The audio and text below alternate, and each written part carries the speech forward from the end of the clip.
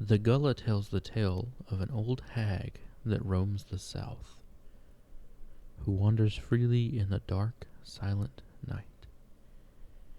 She makes her way through cracks and crevices of your home, looking to make true terror with such heinous sight. She makes her way to your bed as you slumber. She presses deep on your chest as you're bound where you slumber. Unable to move as you're petrified with fear, she steals your breath as no one can hear. But beware if you shall scream as you feast your eyes on her, for she bears no warm flesh, for her skin is red as blood. Make one move or sound, and your flesh is hers to wear. She then can walk in all light.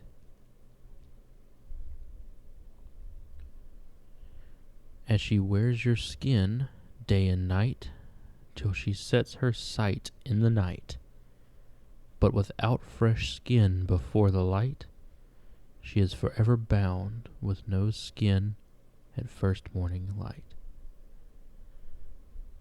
Paint your homes with haint blue, for that old hag at first sight is bound to faint.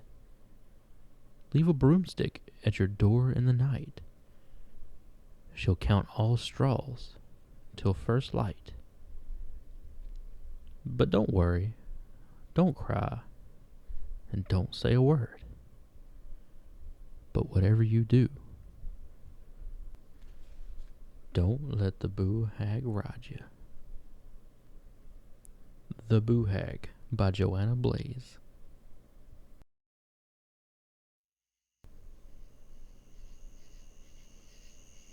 They always said the Boo Hag crept in through the cracks, through the keyhole, beneath the doorframe.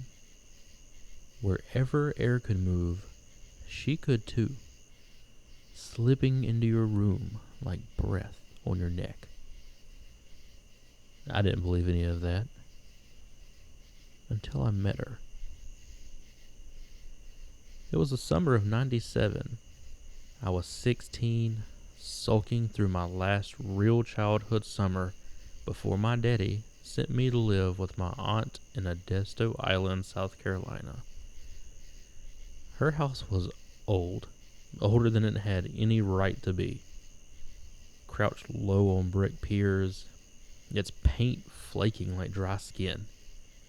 The live oaks outside twisted together above the house like arthritic fingers, always whispering, always watching. Aunt Bernadine was strange, though nobody dared say so. Folks in town called her Root Woman, said that she knew which herbs would cure and which ones could kill. She sold tinctures from her porch in brown bottles without labels. And people came in at dusk and left with trembling hands. She warned me that first night after supper. Don't leave your window open, and don't you go sleeping on your back. Why? I asked, laughing. Ma didn't laugh. She likes fresh skin, and she likes it easy. I figured it was just one of her stories. Until the third night. It started with a weight. Not pain exactly, more like being pressed into the mattress. My eyes snapped open, but I couldn't move. I couldn't even scream. She was straddling my chest. Her skinless body, red in the moonlight, like raw meat, slick and glistening, all sinew and gristle. I saw the lines of muscle twitch beneath the translucent sheen of blood. Her eyes were lidless, bulging, and milky white. and her breath, hot, damp, heavy like mold, blew across my face as she leaned in. She wasn't breathing on me. She was breathing me in. And I felt it. I felt her pulling the air from my lungs, not with her mouth, but with something deeper. Like my breath was being sucked out through my pores. My chest burned. My limbs twitched. The edges of the room swam. And then, just as quick, she was gone. I woke up at dawn with sweat-soaked sheets and bruises like fingerprints along my ribcage. I told my aunt. She didn't even blink. "She rode you," she said. "Boo Hag took a shine to you. That's bad." "What do I do?" I asked. She handed me a mason jar filled with what looked like ashes and thorns. Salt, brick dust, graveyard dirt. Sprinkle it round your bed, sleep on your side, and whatever you do, if she comes again, do not look at her skin. I didn't ask why. But of course, I looked. She came back the next night. I felt her before I saw her. That pressure, that drowning sensation. I tried to keep my eyes shut, but curiosity is a mean disease. There, at the foot of the bed, folded as neat as your Sunday clothes, was a human skin. Tan, blonde, young. It was a woman's skin. Still whole, still warm, like it had just been peeled off. It shimmered faintly in the moonlight, and it was smiling. That's when I made the mistake. I screamed. The Boo Hag's head jerked toward me, her jaw unhinged like a snake, and her face, God help me, it changed. It took on mine, my mouth, my nose, my eyes, but it was all stretched too tight, pulled across bone that didn't match. "You saw it," she hissed. The Boo Hag lunged. I don't remember the next part clearly, just fire. Hot, red, searing across my face. My aunt burst in the room, screaming prayers in Gullah, hurling that jar of ashes across the floor. The Boo Hag shrieked like burning metal and vanished in a gust of sulfur and wind.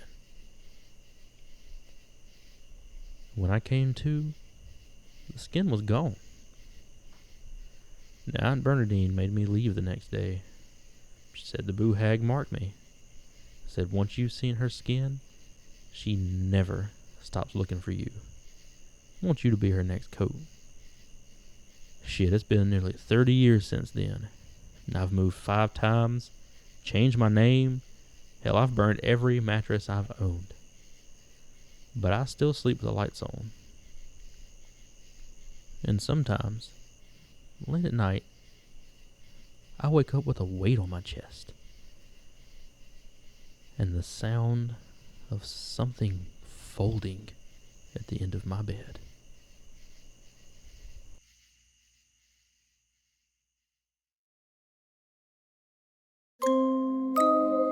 Lock your doors and pour something strong.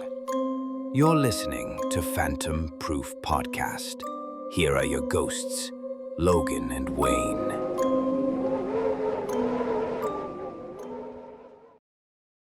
What's up, guys? I'm Logan. And I'm Wayne. And you're listening to Phantom Proof Podcast. Very happy to report that we have fixed our equipment fuck up, and Wayne now has a microphone. Say hey, Wayne. Hey, Wayne.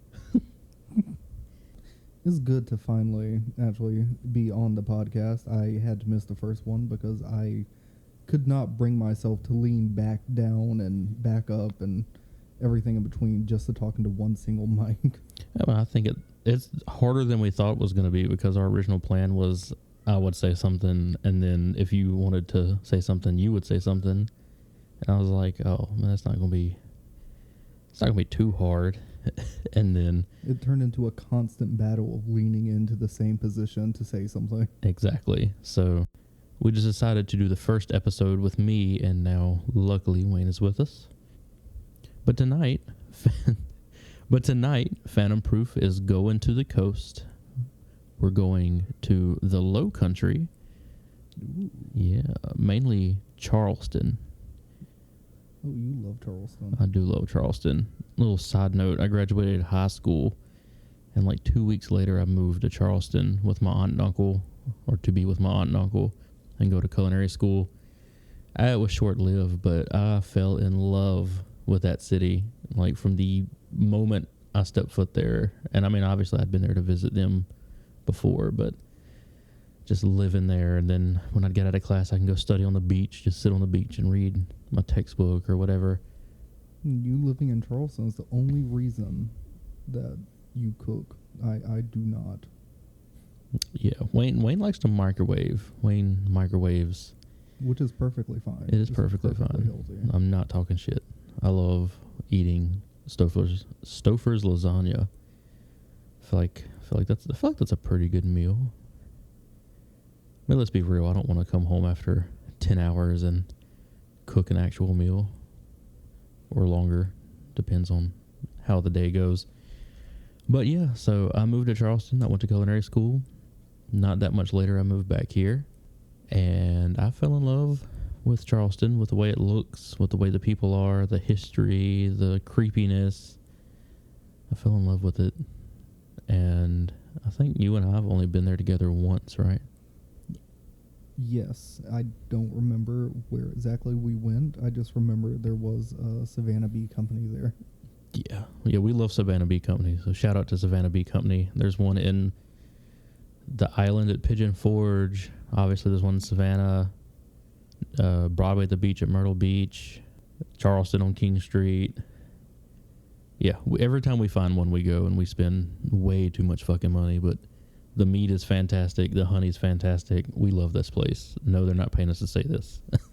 I just love this place. But yeah, we stayed at the Francis Marion Hotel, which is pretty much this, like, I stay at this hotel exclusively when I go to Charleston. It's an old hotel. It's got a pretty kick-ass fine dining restaurant attached to it. It's right there in downtown. It's like a block away.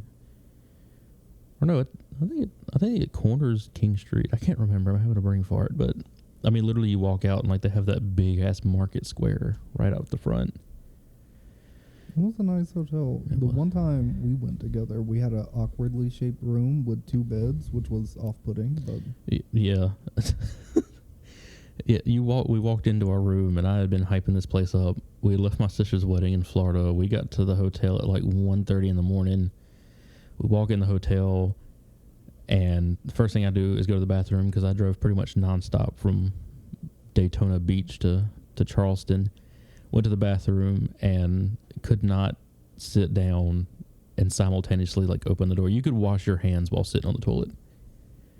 Yeah, and then there was like a little, like, I guess a reading nook in the dark part of the room. It had like a naughty chair in the corner. I don't know, it's weird. Yes, there was the stereotypical haunted chair on his side of the bed. I don't think there was any light in that little nook either. Like, maybe there was like a floor lamp, but I honestly don't remember. No. Nothing creepy happened in the hotel, by the way. Yeah, no, we didn't have any experiences in the hotel, thank God. Perfectly fine. It was just a weird room. It was a very weird room. But anyways, back to it. Tonight, we're going back to Charleston and Savannah, pretty much the entire Low Country. This is a legend of the Gullah Geechee population, which is an African American subpopulation that primarily resides in the Low Country of South Carolina, Georgia, and even North Carolina. But I encountered a lot of Gullah folks in Charleston, and they are the warmest people. They can cook I don't think I've ever had food as good as, like, if you go to a place that serves like Gullah cuisine, or you walk down the market and somebody's selling like Gullah desserts and their food on top of their sweetgrass baskets. Now, before we really dig into tonight's episode, we want to talk about this week's cocktail. Our handcrafted cocktail for the week is themed to the episode. So this is a tropical beachy drink called Hag's Breath. Now, Hag's Breath is dark rum, coconut cream, orange juice, lime juice, and a dash of cinnamon. And we took some cherry liqueur. If you follow us on Facebook, you saw the recipe. We did the cherry liqueur float just to give it that blood red look on the top. And you just shake it with ice, obviously not with the cherry liqueur, and you strain. And then we garnish with mint and an orange twist. And it's really good. It's actually not overpowered by cinnamon, which I was scared of, because everything I put cinnamon in, if you don't get the measurement exactly right, it is way too strong. It tastes like spiced apple. I don't know. But with this, I'm not sure if it was the sheer amount of citrus with the orange juice and the lime juice, or if it paired well with the rum and coconut cream. But it really comes together, and that cinnamon just gives it that mysterious, what the fuck is that taste? And I think it actually turned out really, really good. But we want to hear your guys' opinions on it. We want to hear what you think, if you have any variations. And yeah, send it to us at phantomproofpodcast@gmail.com. Let us know what you think. But this particular legend we found interesting because it is kind of a way for the Gullah people to tell why we have sleep paralysis. And luckily to date, knock on wood, I have only had one sleep paralysis experience when I was in like elementary school. It was terrifying. It was one of the scariest experiences I've ever had in my life. I can't tell you how many I've had. Since childhood to now, even some more recently. And it's never a fun time. Yeah, Wayne and I bought our first house back in April. We were really excited. And ever since we've moved in, he's had probably to date, 4? Yeah, probably. 4 sleep paralysis encounters, one of which involved me in the doorway. Like, what was I doing? Like making that weird grudge noise? Yeah, so I thought... Like that. Oh my God. I thought I was perfectly awake, and you had like popped the door open. You were looking in there at me with the door just cracked open. It's your face in the door. And you asked me for a hug before you went to work. And when I rolled over to try to look at you, I was frozen and I couldn't move. And you just sat there making that noise. I cannot do that noise, but that's what you were doing, just staring at me. I had to just sit there and take it because I didn't know what to do at that point. I mean, there's nothing you can really do if you're having sleep paralysis. At least in my one experience, I could move my eyes. I remember like darting my eyes back and forth. And if I cut my eyes like real far to the left, I could see the clock on my dresser, the little digital clock. That's all I could do. I couldn't talk, scream, cry, move, nothing. I just sat there. Well, I know I have this weird like inner ear muscle thing that when you, I guess, flex that inner ear muscle, it makes a rumbling sound in your own head. Hard to explain. Look it up. But so when I do that, when I'm having a sleep paralysis, like dream or whatever it is, that will, I guess that tells my brain like, hey, they can't get you now. And it just kind of freezes the room. So that comes in handy, but I can't hold it for too long. So it's more of delaying it. That's pretty interesting though. Cause I've looked up sleep paralysis stuff before and I never heard that. And I remember you told me that before, but I guess I don't understand what you're saying for me to try to do it. Yeah, I don't know if everyone has that weird inner ear muscle thing that can happen. I know I do, and I use it to my advantage because for some reason that tells my brain, like, hey, that's cool. So I mean, if you can do that, I guess give that a shot. No. All right, guys. We're gonna have a master class with Wayne on how to make your inner ear rumble so you don't get haunted by sleep paralysis demons. But you had another experience this week, with the hands in the back. Oh yeah. God, I blocked that one out. Apparently, that was more recent. That was a few nights or a few mornings ago, I guess. I'm pretty sure it was like Monday or Tuesday.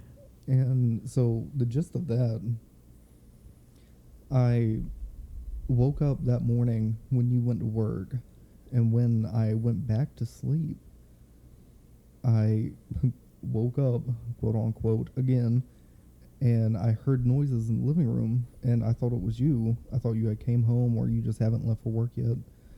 And I kind of like scooted back towards the middle of the bed so I could kind of lay out and have more room. But when I scooted back, I felt hands against my back. And it was like someone pushing me back to my end of the bed, and I for good reason, was frozen in place. And then I realized, like, oh, I just can't move now. So, I mean, that was kind of the end of that. Nothing more happened. It was just a terrifying experience all in one morning. It's still crazy, though, that even your sleep paralysis demon is like, Jesus Christ, will you please give me some fucking room in the pit? This is the exact reason we got a king-size bed, and it doesn't seem to help. No, it doesn't. But anyways, guys, let's get into it. So, the Gullah people, as I've said, reside primarily in the low country, Charleston, Savannah, kind of up into North Carolina, but primarily they're in Charleston and Savannah. And there was one time, oh man, I'm trying to remember when it was. It was probably, let's say 5 years ago. I went, and we went walking through the little market. I guess it's on Market Street in Charleston. We came across this Gullah woman, and she was like weaving sweetgrass baskets and, selling them, obviously. And I was looking at the baskets, and we just started talking, and she started telling me some different, legends and some things that they do. Almost, it's a lot like voodoo in some of the ways that they practice. I think they have like root doctors that make, poultice and potions and healing shit. But one of the things that they do that is like eerily similar to the voodoo culture in New Orleans is they paint the the overhang on the front porch, like whatever, the ceiling of your front porch. They paint it blue, and the name of the color is Haint Blue, Haint. And they believe that when a person dies, they have two spirits or two versions of a spirit. One is, just the soul, the good, and the other is the haint, the bad. Oh. And so they call it Haint Blue because they say if you paint this part of your porch, the roof of your porch, ceiling of your porch, this blue, it deters negative spirits from entering your house. So I thought that was pretty cool. So what is it they think there's already a bad spirit there, or they just can't cross the blue line type thing? I think it's just they can't cross the blue line type thing. I mean, I looked it up, and I kept getting like different reasons behind it, and I couldn't find like one specific that like this is why it works. But I mean, regardless, it works. And like I said, the voodoo practitioners in New Orleans, they do the same thing, or they practice the same way. And I don't know if it's the same blue, but they'll paint these vivid colors on their front porch. But our legend tonight, specifically, and since we're looking into the topic of sleep paralysis, is an old Gullah Geechee legend called the Boo Hag. So the Boo Hag is this skinless red woman, I guess. Everything I found that refers to the Boo Hag refers to her as she. So she is a woman creature without skin. She is completely red, basically just muscle. And they say that she slips into your house through crevices and under the door, and the crack in the door, keyholes. And she comes up to your bed, while you're sleeping, and she jumps on your chest and she rides you like a horse. She rides your chest, and she like breathes in your life force like I don't know, like a fucking ugly dementor. And she breathes in your life force, and you can't breathe. You're frozen. You're paralyzed. You kind of have awareness that, oh my God, something's happening. And then she leaves, and she can keep coming back. And apparently, if she rides you once, you're marked, and she will continue to come back. And, you know, these people wake up with fatigue. Sometimes they're pale. They're having shortness of breath. Kind of common sleep paralysis symptoms. If you don't get enough sleep, you're going to be fatigued and pale and blech feeling. So that explains multiple sleep paralysis throughout a lifetime, or? I don't know. But the story goes, too, that she steals the skin of the people she rides if they gaze upon her or if they look at her skin. Oh. There's two different variations that I could find online. Basically, one was like, if you look at her at all, if you see her physically, she steals your skin. The other one is if she has skin on the foot of her, like she'll have her skin float up on the foot of your bed, because she steals the skin so she can walk around during the daytime without being noticed. So she carries it with her, I guess, like, you know, fucking a fur coat. And that she makes just, it so much worse. it does make it worse. She's like, I'm just going to fold it up and put it on your bed, steal your life force, and then I'm going to put the skin on and like just dip out and walk around in the morning and go shopping. I'm going to go to Walmart, go get some groceries, go get some protein shakes, get ready for another night of riding. But there are some ways to deter the Boo Hag. Oh. Yes, and they're weird. So one of them is you put a broom in, like, against the door or in front of the door, and she cannot pass the broom without counting each individual bristle of the broom. And so the thought is, like, she stops, she counts these bristles. There's so many fucking bristles that it takes her until morning, so she can't come into your room. And then there's like the old-fashioned anti-witch, you know, witch deterrent, putting salt around your bed. And there's also some practicing, or there's some rituals the Gullah actually do, I think specific to them, that helps with this. Yeah, I mean, there's a way to deter. And funny enough, she hates chaos. So a messy room is seen as a great way to deter her. Perfect. Right, we are safe, y'all. Don't worry. We're not going to get our chest ridden by the skinless. What? No, so she will not even come to the house. No, she won't step foot in the house. It's okay. But no, we're not going to get ridden by the scary red demon lady. But again, going back, if you either look at her skin, that's when she steals your skin, and then she wears your skin. And that's where I got confused and I had questions. So if she comes to your house and she's carrying this, you know, skin coat over her shoulder, and she puts it on the foot of your bed so she can steal your life force, and you see her, you see the skin, whatever you have to do, and she steals your skin, does that just get put in her closet and she uses it another night? Or does she like, no, I'm going to leave this skin here and I'm just going to use this one? Maybe she sews them all together. She just has a real long coat. And now I'm picturing her as just like Leatherface. Again, just walking around with a bunch of different people. Yeah, her whole house is furnished with skin. I don't know how I feel about that. I do. I don't like it. Yeah, so, I mean, this is another example of, you know, we don't understand some things. We don't understand why we have sleep paralysis. And so, especially back in the day, generations ago, hundreds of years ago, people had to find a way to explain stuff they didn't understand. And so was born the legend of the Boo Hag.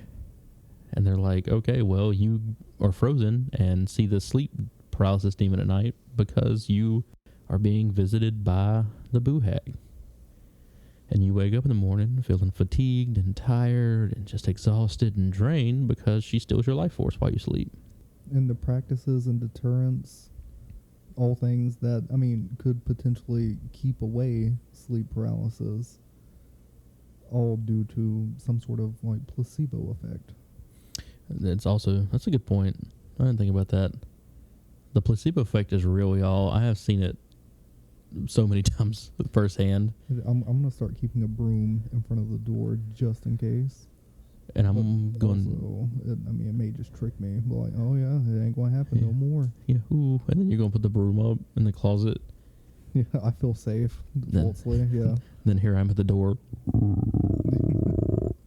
No, it'd be my luck. I wake up and look over, and the broom's just floating away from me. Oh, it's back. Gotcha, bitch. She counted everything real fast. She did. She probably just came by, counted what she could till the morning, and then came back the next night and just was like, all right, I'm going to pick up where I left off. The little tally marks on the wall. Yeah. But yeah, so going into the Boo Hag, I think the earliest legend behind her I could find dated back to like the 1600s, but they say that the legend actually has origins from the Gullah roots in Africa. Because unfortunately, Africans were brought over on slave ship as enslaved people, and they were brought from different regions of Africa, and just like America, different regions of Africa have different stories, cultures. One of the things that a lot of African legends have in common are that they feature hags or witches. And so, the Boo Hag may have been, thousands of years old as a legend, as a story goes.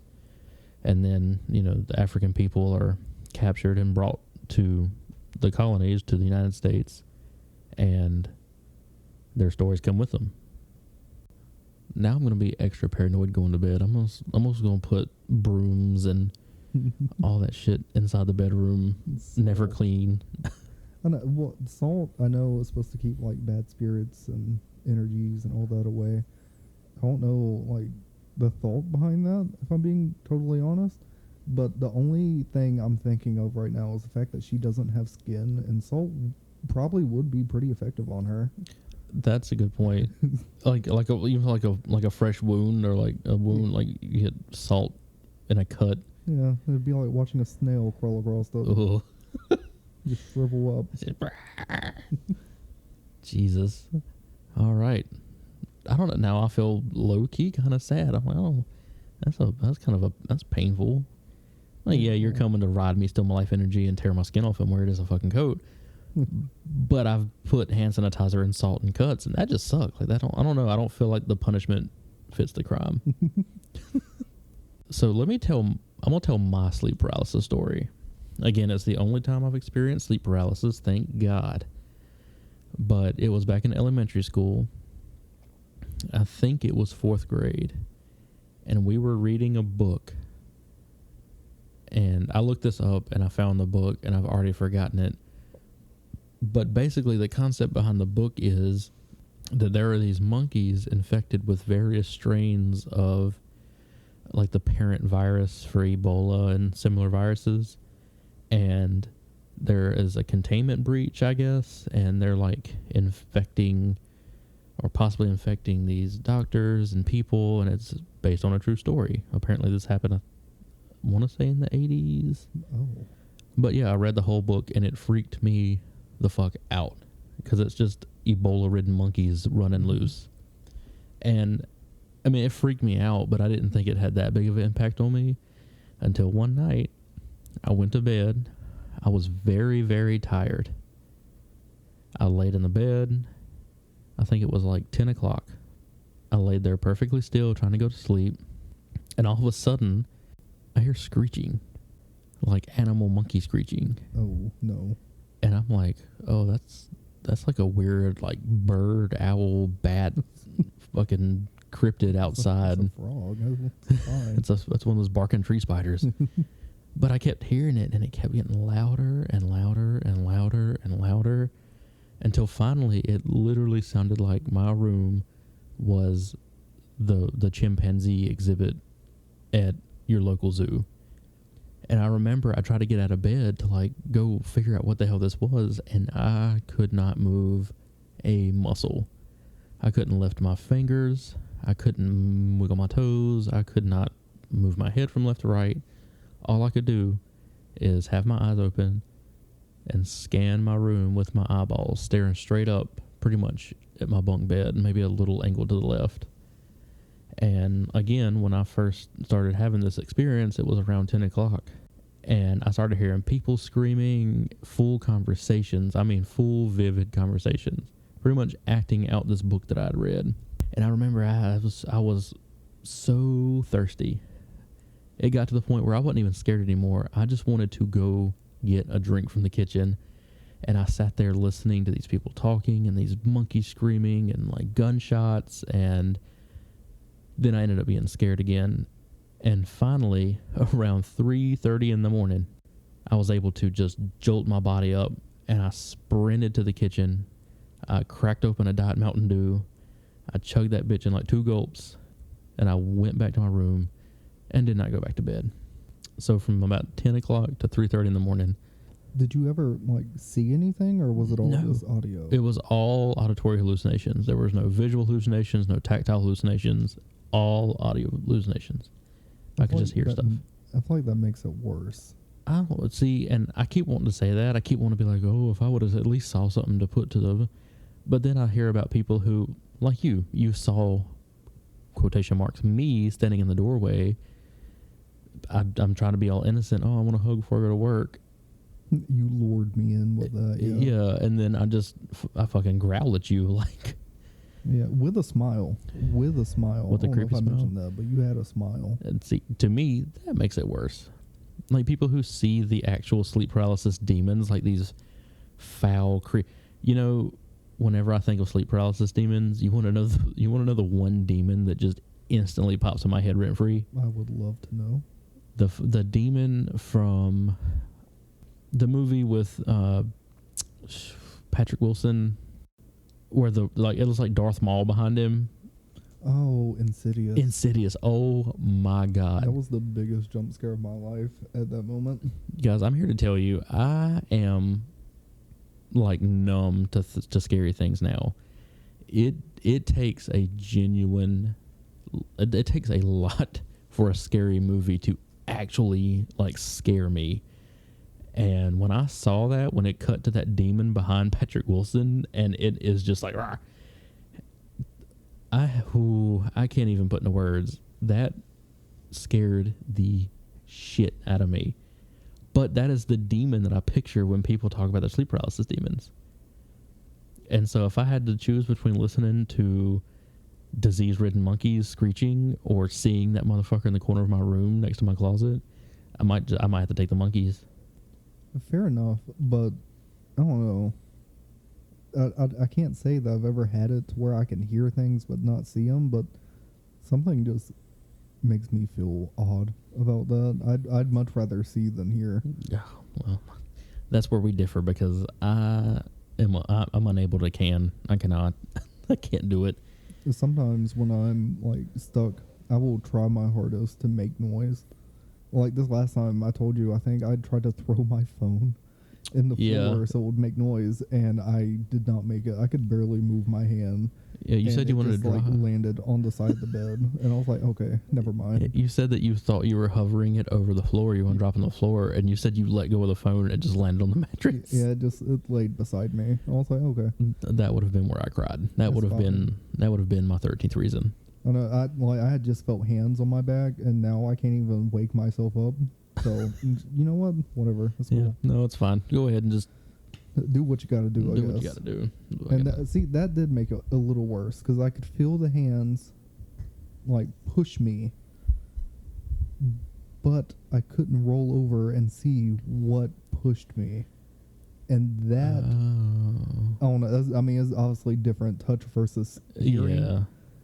Because touch, let me tell you, was a whole lot worse. Whole lot worse. Yeah, okay, so I think tactile hallucinations, or, I keep calling them hallucinations, but, I don't want to count anything out. I'm not a skeptic.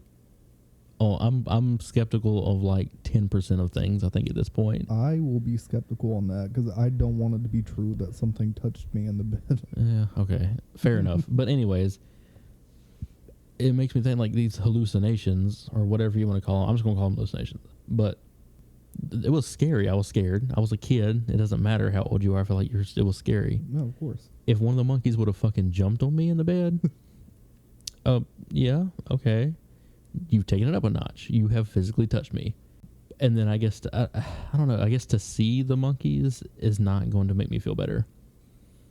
Because it's my bedroom at 3 o'clock in the morning. I shouldn't be hearing, touching, or seeing anything. Anything at all except my bedroom. I should not see 500 chimpanzees with bleeding eyes and diseases just running around my room with people walking around shooting them. Fair enough. So I guess in summary, the whole thing is just scary. It sucks. Sleep paralysis sucks. Yeah, I mean, I don't know what I would have accomplished if I did get the chance to throw my phone, because, I mean, obviously I'm sleeping through all sorts of sounds anyways. That nothing is what... Someone touched my back and I didn't wake up, so I feel like the phone probably wouldn't have done anything, but it was worth the effort. I mean, it's something. Something was not enough this time. It's more than I was able to do. Because I was hearing this shit plain as day, and I was just laying there and like, I am losing my mind. There is no way that I'm sane. I think I've officially snapped at like 10 years old. 9, 8. I don't know, however old I was. Young. Young. Yeah. Too young to snap. I'll say, now I can like lift my phone, move my hands around, but that years of practice, baby. Years of practice. See, that's a problem. I feel like you shouldn't have to practice. You shouldn't have years of practice in sleep paralysis survival. I didn't think that was a Boy Scout badge. No. Like an Eagle Scout. Sleep paralysis survival. Yeah, well, I mean, to be fair, all these years of practice and experience, I'm only able to move my hands, so, I mean, there's not too far you can go with them. Yeah, I don't feel like I don't want to experience enough to become competent in survival. Yeah, I've learned all the tricks to, like, hold the threats off. It's just, it's never been a good time. I remember probably one of the scariest ones when I was a kid was when The Walking Dead was up and coming. And there was a specific zombie. I cannot remember anything too much about the show. But this one zombie did not have a lower part of the body. No legs. It was just a crawling torso. Just inching away with its arms. And in this sleep paralysis, if you could guess, it was that zombie somehow got up on my bed and was like crawling from my feet, crawling up to me. I had to sit there and just deal with that. And I could see it, hear it, feel it. It was just not fun. I think we're going to therapy. Because that's different. I don't like that. Yeah, well, no, I don't like it either. That's a good point. So, and see, it makes me think about The Grudge again, because The Grudge scared me so bad when I was a kid that religiously every night for like easily 15 years, I had to, when I got into bed, I would lift my feet up and I would let the tail of my sheet and my blanket go under my feet. And if I could not fall asleep if my feet were like not tucked into the sheet and everything. Yeah. Because of that one scene where that bitch crawled up under the sheet and into the So that's the first thing I'm thinking of when you're talking about this zombie, this half a torso zombie. Yeah, well, I mean, it wasn't under the blanket, but I mean, that doesn't make it better. No, I feel like it doesn't make it that much better. I think until recently, I refused to take my feet out from under the blanket, but now it gets hot, so I just throw at least one leg out, and then I'll wake up in a panic sometimes. But I mean, I will say the older I get, the more brave I get when it comes to leaving my limbs exposed while I sleep. Because here lately, I have been, like you said, we're having AC issues. I guess our AC is not able to keep up with how fucking hot it's been outside. And so it's gotten to the point where I'm either going to sweat to the point of dying from dehydration, or I'm going to throw a leg out from under the blanket. And I chose the leg out. And nothing, knock on wood, has happened yet.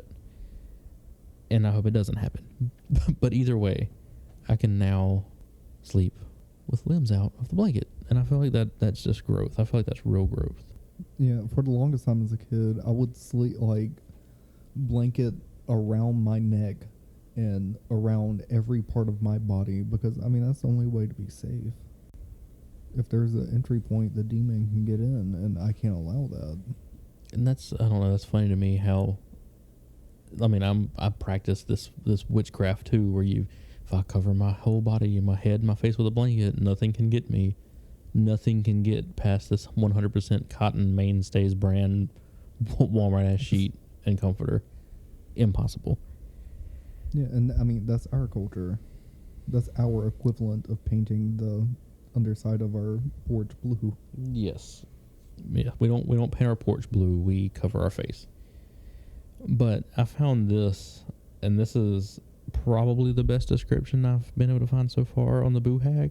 But basically, she is a cross between a sleep paralysis demon and a vampire.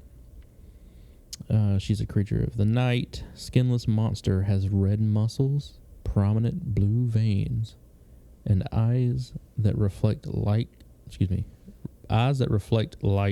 like a cat. She's sometimes depicted with flowing white hair, like the hair that grows on corpses. Oh. And that led many older generations to believe the vampires were coming from the dead to feed. Okay, so this breaks down what I was talking about with like haints and all that. So in the Gullah culture, they believe that people have both a spirit and a soul. Now once you die, your soul ascends to heaven or hell, depending on the life you lived. Your spirit stays behind to help guide your descendants as part of the ancestor worship that makes up hoodoo. If you stay, but were evil in life, your spirit mutates into a Boo Hag. The Boo Hag looks human during the day as it cloaks itself with its previously unlucky victim's skin, and at night it escapes the skin and goes looking for its next victim.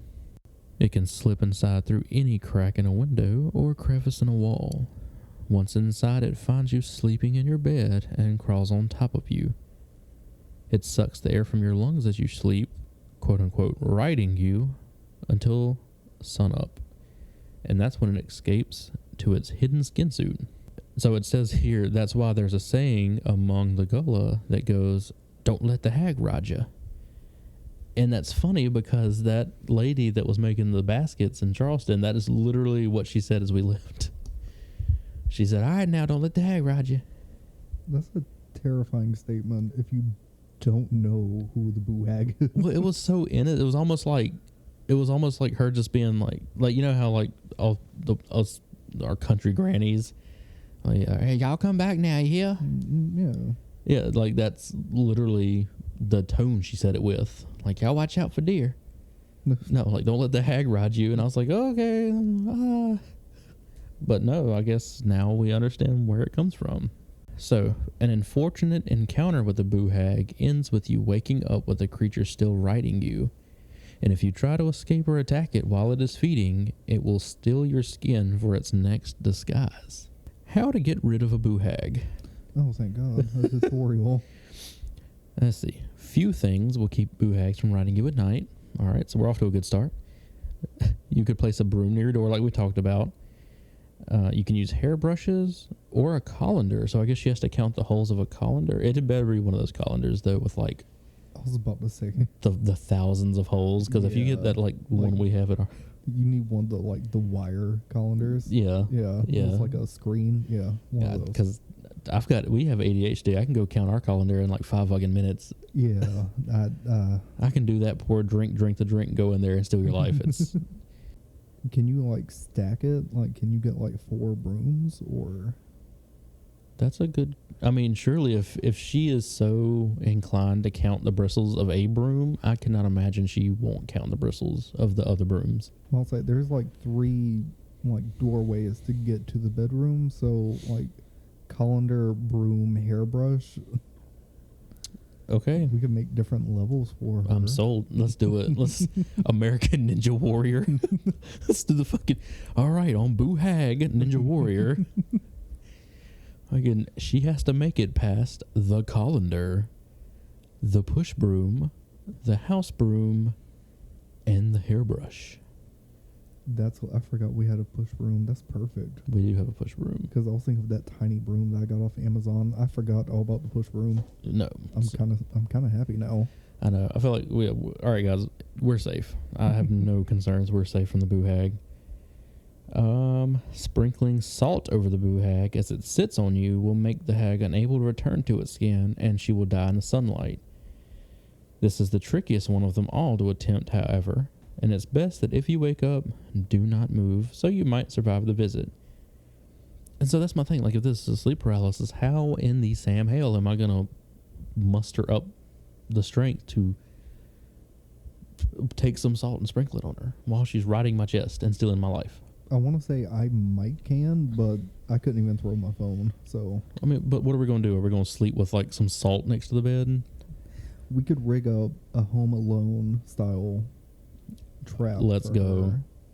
Let's go. I am excited. All right, we are going to do this. We're going to have salt waiting above the bed. You know, when I'm thinking of, like, sprinkling salt, the first thing that comes to my mind is that dude from that video that used to be popular.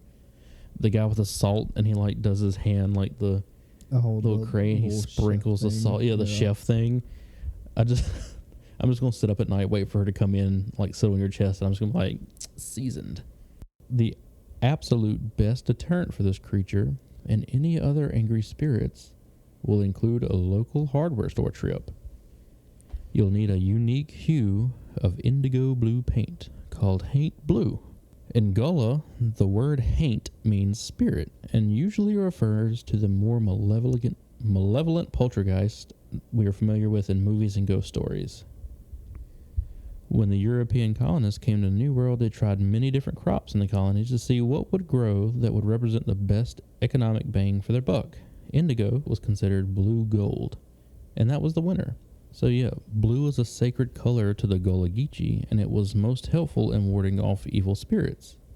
Blue bottles, the glass dyed with indigo, would be placed on the ends of tree branches or sticks to create bottle trees. That is crazy, because if you, like, in Charleston, especially like the rural areas of Charleston. Yeah, the decorative out in the yard. Yeah, and like other people do it. Yeah. I'm pretty sure I've seen some around here. Oh, we're going to have to go on our own little, like, bottle tree tour. But yeah, that's pretty cool. I didn't know that's what that was. I thought that was just something people did for a weird reason, but I honestly considered getting one to put over in the little tree section. yeah. Just because, I mean, I think they're pretty. I didn't know there was actual meaning there. I mean, if it keeps fucking evil spirits out of this house, I ain't paying mortgage for us and some spirits. And what might seem like a cute garden decoration is a deterrent for spirits.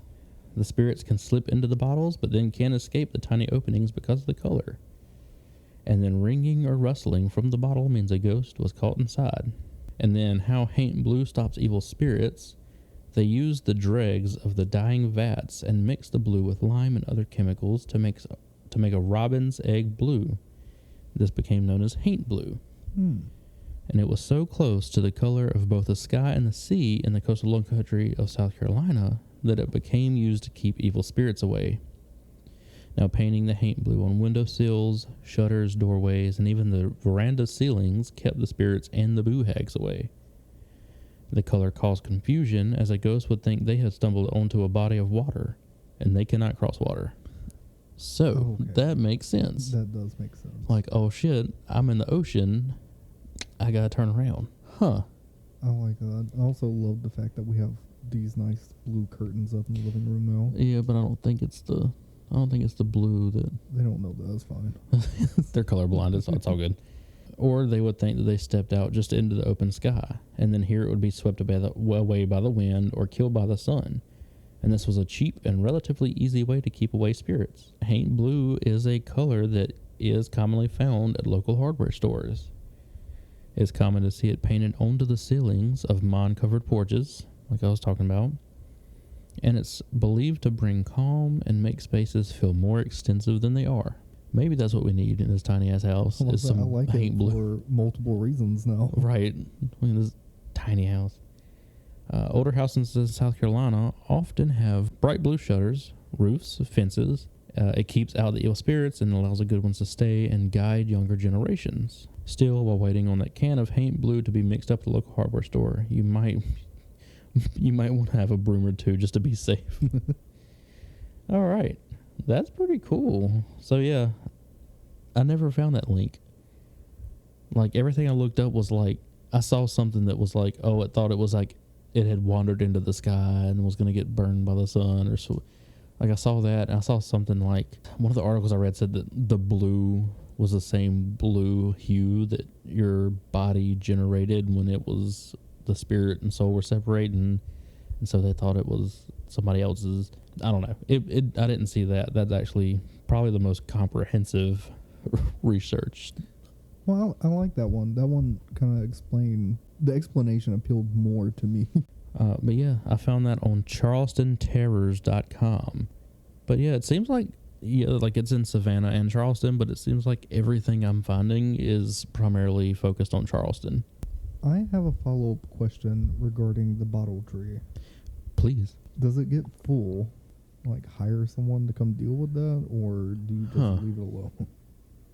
Because the way I'm viewing it is as like a piece of fly tape or something. That's a good question. Eventually, it won't be effective because there's no more room for ghosts to get in there. That's a good question. All right, call to action. If any of you guys know how to empty the ghosts from the bottle trees, please let us know. Shoot us an email, phantomproofpodcast@gmail.com, and let us know how you're supposed to rid these bottles of ghosts or spirits or boo hags. I would like a serious answer, but if you just really feel like telling a joke with that, go for it. Also true. Also true.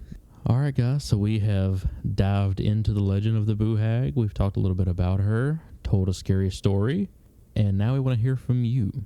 If you have any stories at all that you want to share with us, please send them in to phantomproofpodcast@gmail.com. And please follow our socials, Phantom Proof Podcast on Facebook and @Phantom Proof Podcast on Instagram. Like our stuff, follow our pages. It really supports us. It really helps us spread more across the country.